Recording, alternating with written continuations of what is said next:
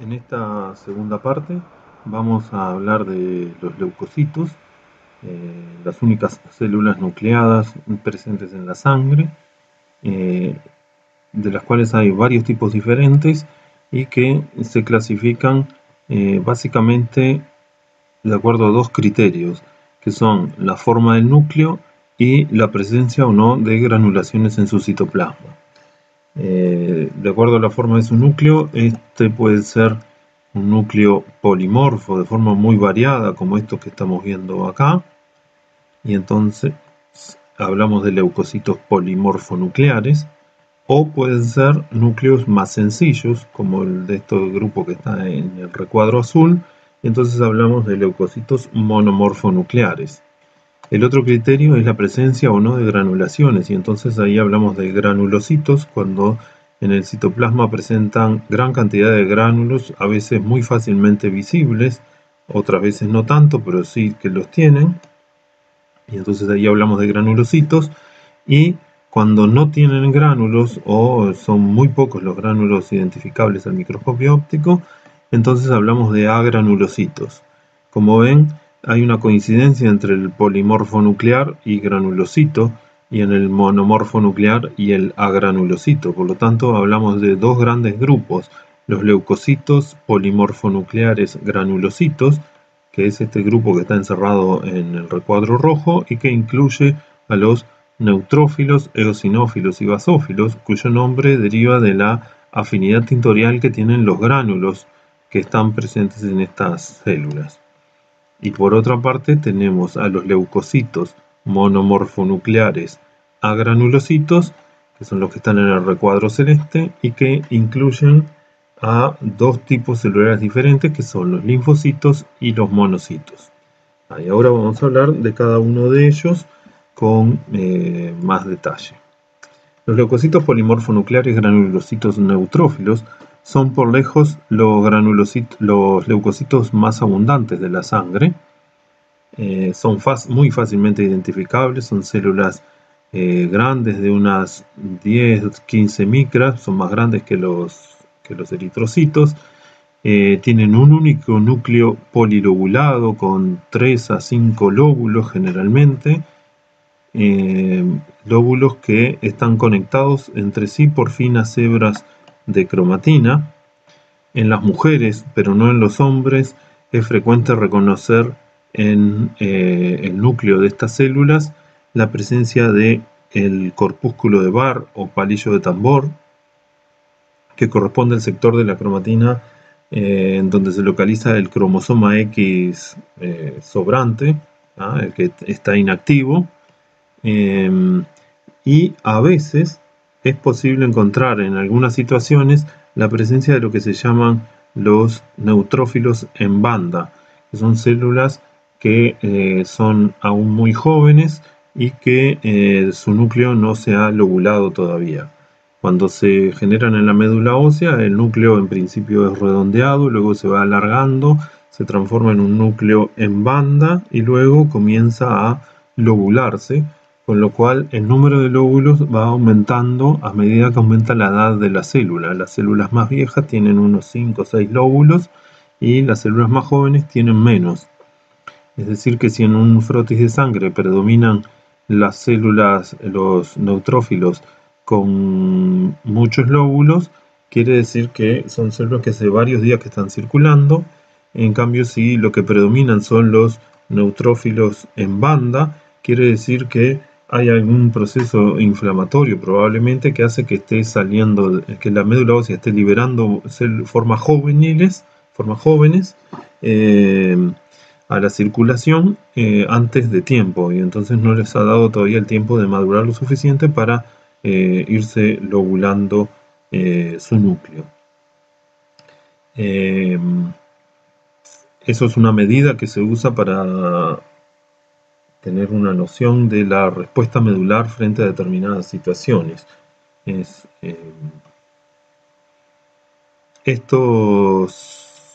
Estas células, los neutrófilos, se denominan así también porque sus gránulos no tienen gran afinidad por ninguno de los colorantes y Son gránulos pequeños que son difíciles de reconocer, salvo que se miren con mucho aumento, y no tienen afinidad ni por los colorantes básicos ni por los colorantes ácidos. De ahí viene la denominación de neutrófilos.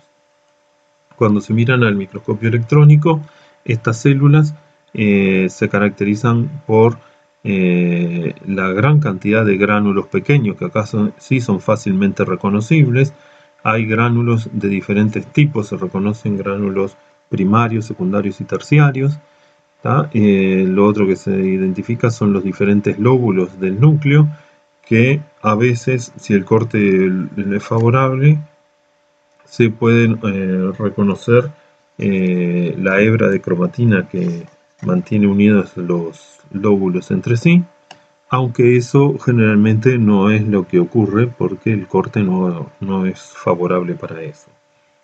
En el citoplasma, además de los gránulos, hay los organelos comunes, un aparato de Golgi, algunas mitocondrias, etc. Entonces, como dijimos, son los leucocitos más abundantes, representan generalmente más del 50% del total de leucocitos en la sangre. Miden más de 10 micras, entre 10 y 15 micras aproximadamente. El núcleo normalmente es polilobulado, como decíamos hoy, entre 3 y 5 lóbulos, y presenta gran cantidad de gránulos. Los gránulos se clasifican en tres, se denominan gránulos primarios o azurófilos, gránulos específicos o secundarios y gránulos terciarios, y cada uno de ellos tiene un contenido diferente. Los gránulos azurófilos contienen mieloperoxidasa, una enzima capaz de producir especies reactivas del oxígeno. Contienen hidrolasas ácidas, porque en realidad los gránulos primarios son muy similares a los lisosomas de otras células, y algunas moléculas que funcionan de forma similar a los anticuerpos y que reciben el nombre de defensinas, ya que actúan contra las bacterias. Los gránulos específicos o secundarios contienen también otro grupo de enzimas bactericidas, como las lisocimas, que atacan la pared bacteriana. Contienen también colagenasa y elastasa, que atacan a los componentes de la matriz extracelular y que van a facilitar el desplazamiento de estas células por el tejido conjuntivo. Y los gránulos terciarios también contienen metaloproteinasas de la matriz que también degradan diferentes componentes de la matriz extracelular. Y su principal función es una función fagocítica y antibacteriana. Están especializados, son la primera célula a la que llama el tejido conjuntivo cuando hay un proceso inflamatorio que involucra a que incluye la presencia de bacterias. Para que esto ocurra, entonces, el tejido conjuntivo libera una serie de mediadores o señales que hacen que el endotelio vascular de la zona exprese sobre su membrana una serie de proteínas que son reconocidas por proteínas presentes en la membrana, por receptores presentes en la membrana de los neutrófilos. Los neutrófilos vienen circulando y ruedan sobre la superficie endotelial, es decir, generalmente van en contacto con la superficie endotelial buscando este tipo de señales. Una vez que la encuentran, ese movimiento se enlentece y termina frenándose completamente, lo que se conoce como el reclutamiento y la marginación, y luego la célula atraviesa el endotelio entre dos células endoteliales, atraviesa la lámina basal, y en eso ya implica el uso de algunas de las enzimas estas que hablábamos hoy, las colagenasas y las elastasa, para poder incorporarse al tejido conjuntivo, y desde esta zona se va a dirigir específicamente al sitio en el cual se encuentran las bacterias por un fenómeno de quimiotaxia. La quimiotaxia es una atracción, un movimiento inducido por la atracción generada por sustancias químicas que van a estar presentes en la pared de las bacterias, como ser diferentes componentes del complemento. Entonces el neutrófilo se va a desplazar hacia el sitio donde se localizan las bacterias, y generalmente lo que ocurre es un proceso de fagocitosis de las bacterias y destrucción en los lisosomas bacterianos, en los lisosomas del neutrófilo. Finalmente la célula termina muriendo y destruyéndose. Imagínense que esto no le pasa a un solo neutrófilo, sino que le pasa a muchos, y la acumulación de neutrófilos muertos y destruidos da origen a lo que conocemos como el pus.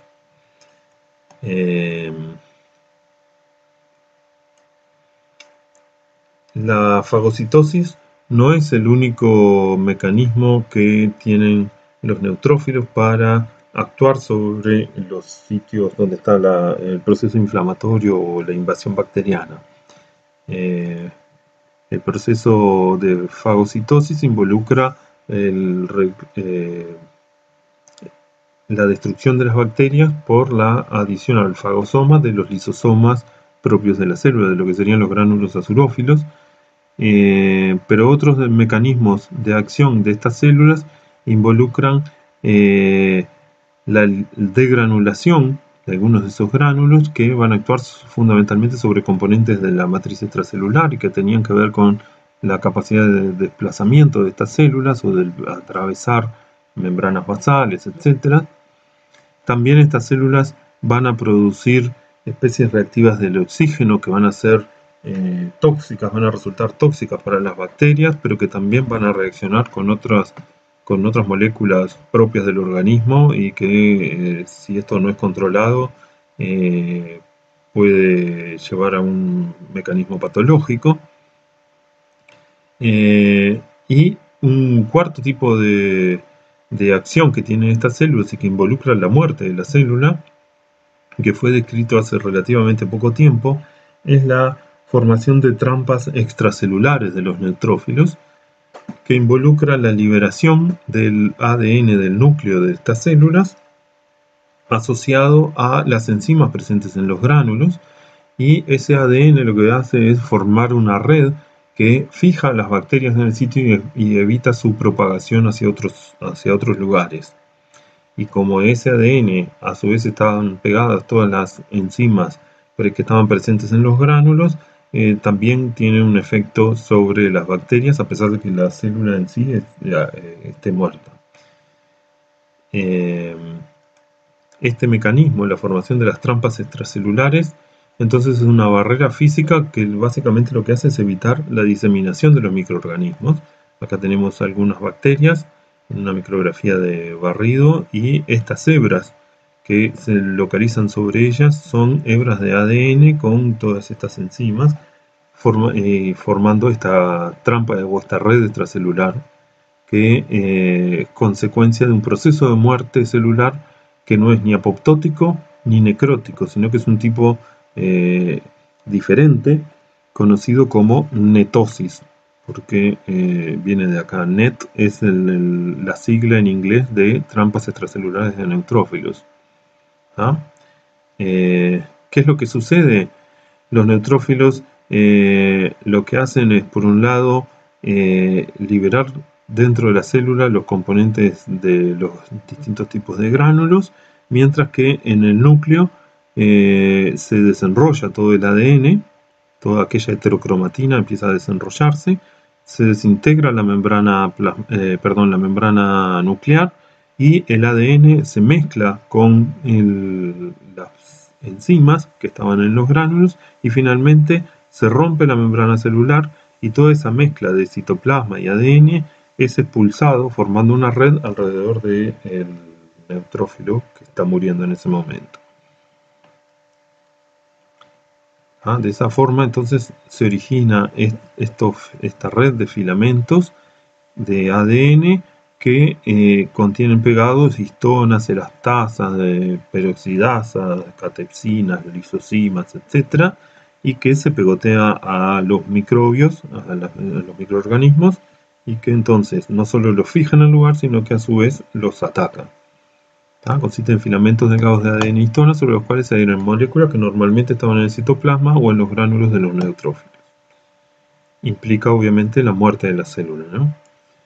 Y aquí vamos a ver dos videos. Este primero que muestra lo que es la quimiotaxis, cómo este neutrófilo se desplaza persiguiendo a esta bacteria, este diplococo que está acá. La bacteria se mueve hacia diferentes sitios y el neutrófilo avanza exactamente hacia ese lugar hasta que lo fagocita y luego ahí se queda mucho más tranquilo. Obvio que esto es in vitro y está mostrado mucho más rápido de lo que ocurre normalmente, ¿no? Y en este otro vamos a ver que es el proceso de formación de trampas extracelulares. Acá tenemos en amarillo unos neutrófilos sobre una placa de cultivo. Alrededor de ellos hay lo que ahora parece de un color naranja o rosadito, que corresponden a un tipo de bacterias en particular, y lo que aparece de color azul es la red de la trampa extracelular, es decir, el ADN de algunos de esos neutrófilos que ya murieron, que fíjense que lo que hacen es rodear o apoyarse sobre esas bacterias, y entonces esas bacterias quedan como fijadas en el lugar.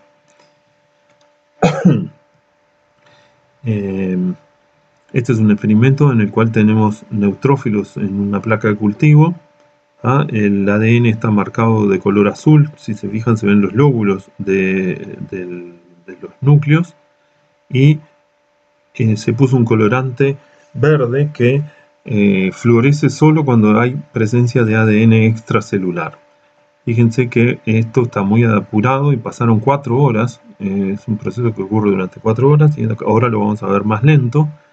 Fíjense lo bien que se ven los lóbulos del núcleo de un neutrófilo. Ahora hay un único núcleo, el ADN se descompactó todo, pero sigue dentro de la célula, no hay marca verde.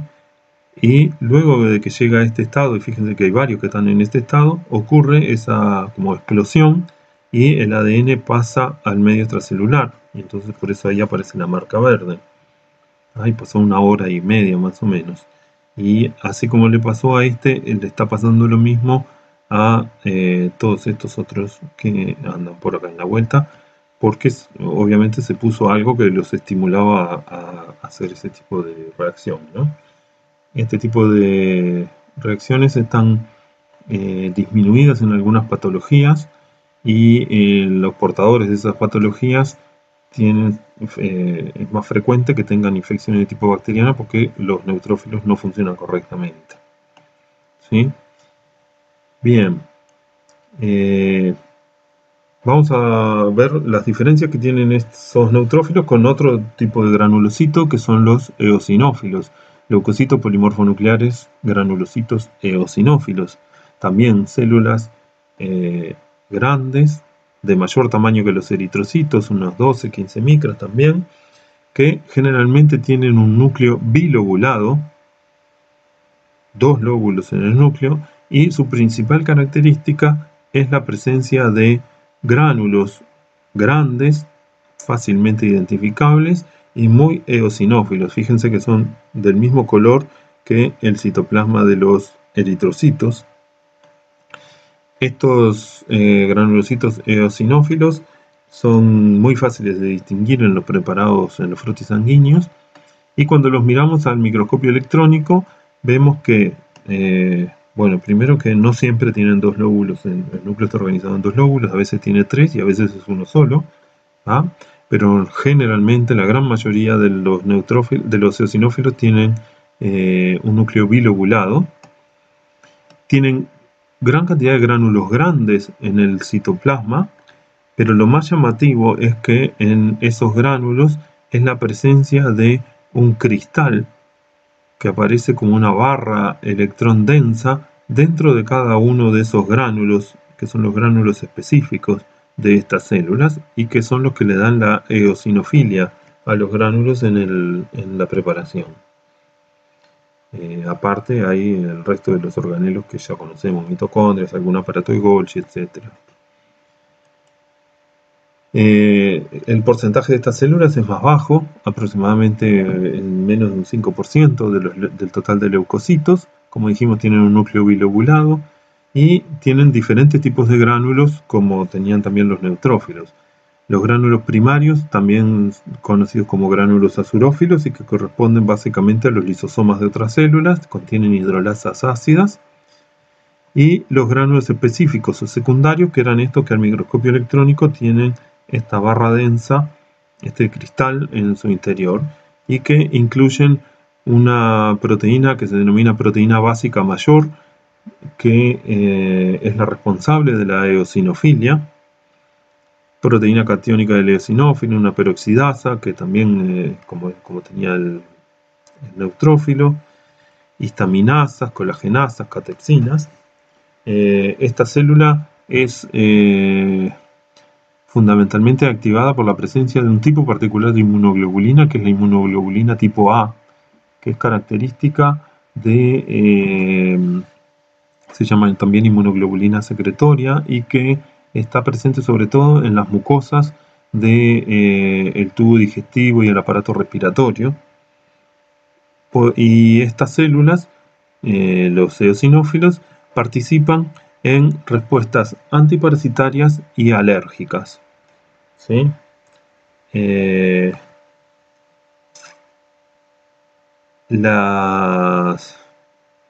Estas proteínas que están presentes en los gránulos específicos, las proteínas y enzimas presentes en los gránulos específicos, son responsables de la actividad antiparasitaria y de estas células. Y los eosinófilos no son los desencadenantes de las respuestas alérgicas, sino que más bien lo que hacen es controlar la respuesta alérgica, que es desencadenada por otro tipo de célula que vamos a ver más adelante, que son los basófilos. Los basófilos, que ese es el tercer tipo de granulocito polimorfo nuclear, es también una célula que se encuentra en una proporción muy baja en la sangre, es menos del 1%, puede llegar a no encontrarse en un frotis de una gota de sangre, no encontrarse basófilos. Son muy raros en una proporción muy baja.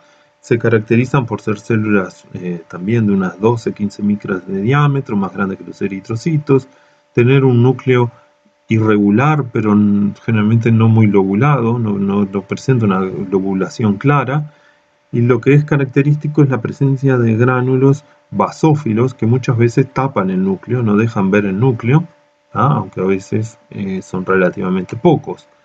Al microscopio electrónico esos gránulos son densos, grandes, y el núcleo no presenta ninguna característica muy llamativa, no está, como decíamos hoy, no está lobulado, sino que simplemente está medianamente plegado.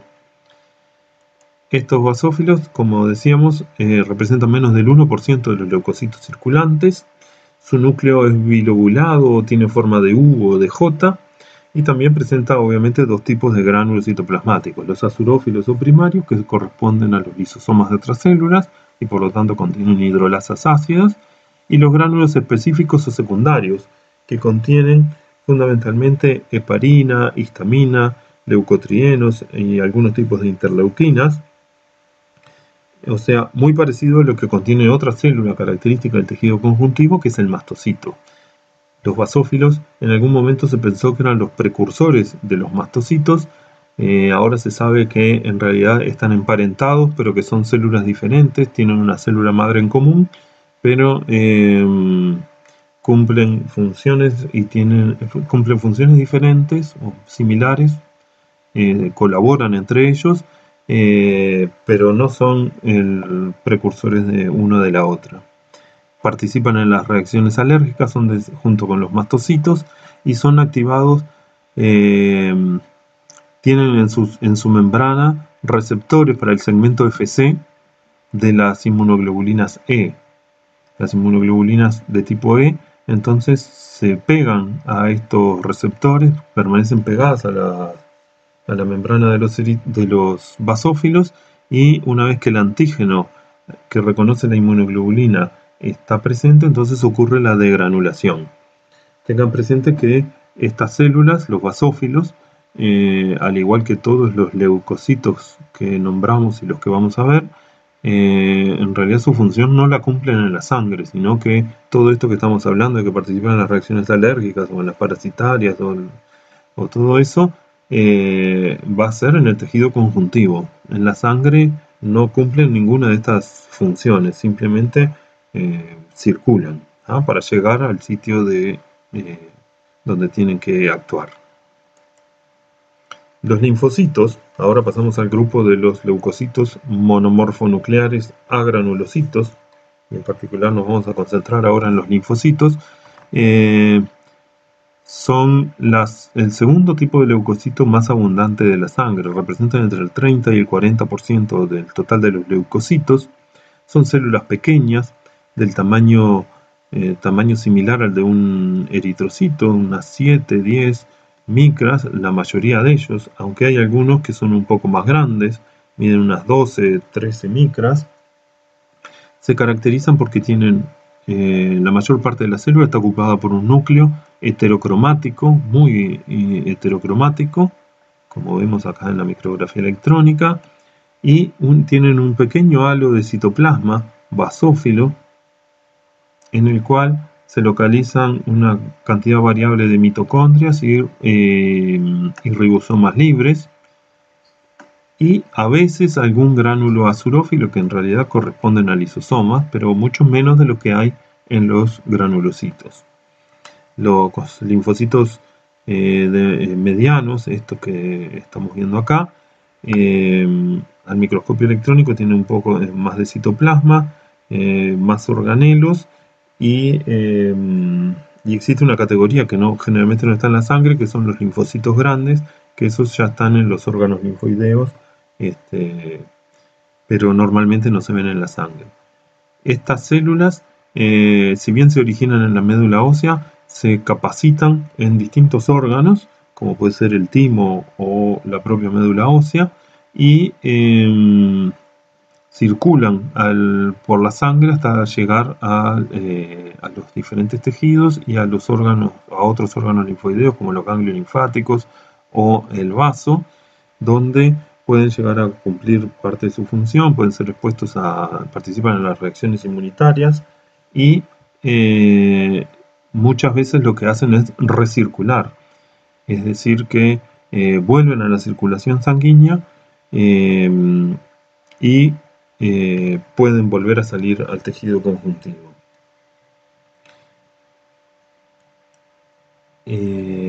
Entonces, como decíamos, representan entre el 30 y el 40% de los leucocitos. Hay diferentes categorías, pequeños, medianos y grandes. Los pequeños son del tamaño de un eritrocito aproximadamente, los medianos miden menos de 15 micras y los grandes normalmente no están presentes en la sangre. Tienen un núcleo pequeño, esférico y heterocromático que ocupa casi toda la célula, por eso decimos que tienen una gran relación núcleo-citoplasma. Y si bien al microscopio morfológicamente son todos muy parecidos, existen en realidad diferentes tipos de linfocitos vinculados a diferentes tipos de respuesta. Los linfocitos que se capacitan en el timo se denominan linfocitos T y participan en un tipo de respuesta inmunitaria conocida como inmunidad celular, mientras que los linfocitos B, que son capacitados en las aves en un órgano particular que se llama la bolsa de Fabricio, y de ahí viene la B, pero en los mamíferos no existe la bolsa de Fabricio. Se supone que el equivalente de la bolsa de Fabricio es la propia médula ósea, y dado que en inglés médula ósea se dice bone marrow, la B sigue sirviendo y por eso se siguen llamando linfocitos B.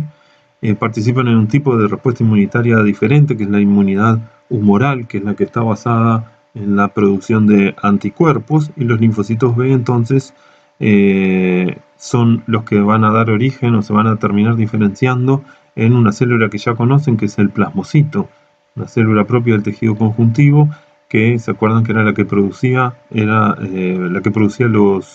los anticuerpos o las inmunoglobulinas. Y hay un tipo de linfocitos que no son ni B ni T, que se llaman NK o Natural Killer, que también cualquiera de los tres son morfológicamente iguales. Se necesitan marcadores específicos para poder identificar a cada uno de ellos, Les van a hablar probablemente más adelante de los que se denomina el CD4, CD8, un montón de números más, que son distintos marcadores que permiten identificar si un linfocito es T, B y dentro de ellos a qué categoría pertenece. Y por último, para terminar, el último leucocito que nos queda por ver son los monocitos, que pertenecen entonces al grupo de los monomorfonucleares. Son agranulocitos, a pesar de que acá está lleno de gránulos, pero que normalmente no se identifican porque son muy chiquitos estos gránulos, y que son los precursores de los macrófagos. Estas células se originan en la médula ósea, circulan como monocitos y pasan al tejido conjuntivo, donde se van a diferenciar en macrófagos, en los macrófagos tisulares. Son por lejos las células más grandes de las que circulan en la sangre, miden más de 20 micras, tienen un citoplasma abundante, tienen un núcleo arriñonado generalmente, escotado. En el citoplasma a veces se ve en las preparaciones algún gránulo, pero generalmente no son identificables porque son muy pequeños, y esos gránulos corresponden a lisosomas, porque la principal actividad de estas células va a ser la fagocitosis, transformarse en un macrófago capaz de fagocitar diferentes cosas y destruirlas mediante la digestión con los lisosomas. Representan alrededor del 10% de los leucocitos. Como dijimos, son células grandes, de unas 20 micras aproximadamente, tienen un núcleo en forma de C o de riñón, citoplasma abundante y claro, algunos gránulos azurófilos citoplasmáticos que corresponden a lisosomas, y son precursores de los macrófagos tisulares comunes y corrientes, y de algunos específicos de otros órganos, como pueden ser las células de Kupffer del hígado, que no son otra cosa que macrófagos. ¿Sí? Bien. Simplemente para recordarles la bibliografía, el Ross, el Geneser, este libro que también está disponible en el portal Timbo, el Fawcett, que es un libro relativamente viejo pero que está muy bueno. La mayor parte de las fotografías fueron sacadas de este sitio, del Histology Guide. Y recordarles que en esta dirección pueden tener acceso a un montón de libros en formato digital. Si acá ponen histología, le van a salir 4 o 5 libros, y cualquiera de ellos es bueno. Uno se lo nombré en la diapositiva anterior, pero hay otros que también sirven. Así que dejamos por acá. Cualquier duda que tengan, ya saben, nos conectamos por EVA. Que pasen bien, nos vemos.